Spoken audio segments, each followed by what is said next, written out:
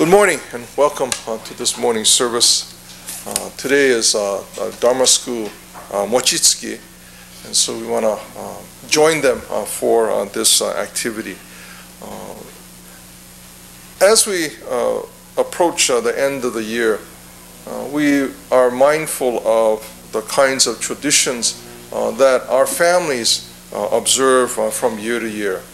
And it may be traditions that have been passed down for generations. It might be traditions that are part of cultural traditions, or it might be traditions that we have that are unique to our family, or at least something that we do as a family together regularly.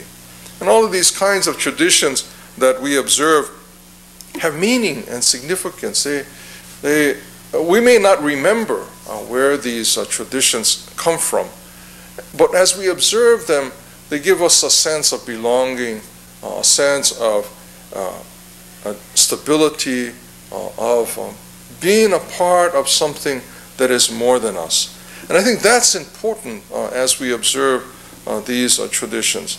It's also important to remember that these traditions come from somewhere, and although we may not remember where they come from or know of their origins, oftentimes these traditions, as Rinban Fujimoto explained in the Dharma School service, oftentimes these traditions come from something, come from someplace, and that if we look to the roots and the origins of these traditions, we find something that is meaningful, something that is important in those roots.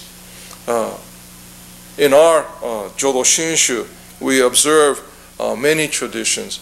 And one that I remember, a tradition that was beginning to become established, was the number of osanae fruits that people would bring to funeral services. And so at funeral services, there are omanju, candles and incense, fruit is brought, and flowers are brought to the temple to be placed in our onaijin.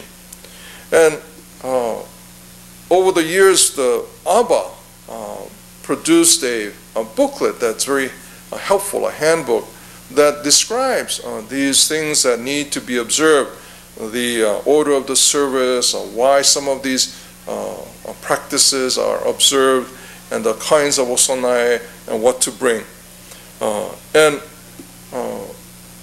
These handbooks are passed out to families to observe so that they would at least be comfortable and familiar with the practices here at the temple. And over the years, as people read the booklet for these services, I noticed that the osanae that people brought were very similar, especially the fruits.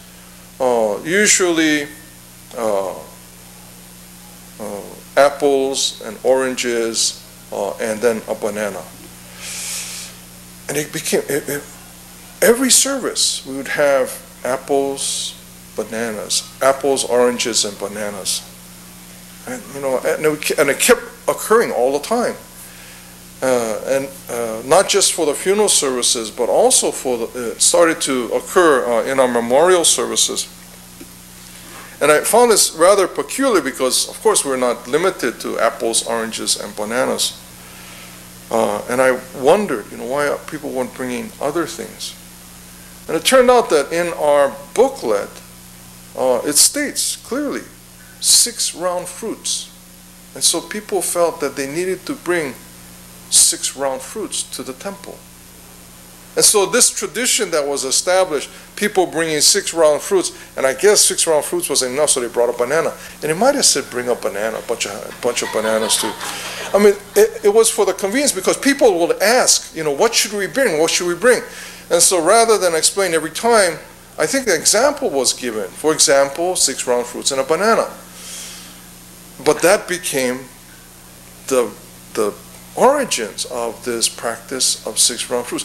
And it became so embedded in our practice that meaning became established with this 6 round fruits. That, well, I don't know what certainly, I don't think anyone in the temple, but it became important that you do this. If you don't do this, something bad is going to happen. So you have to bring 6 round fruits and a bunch of bananas.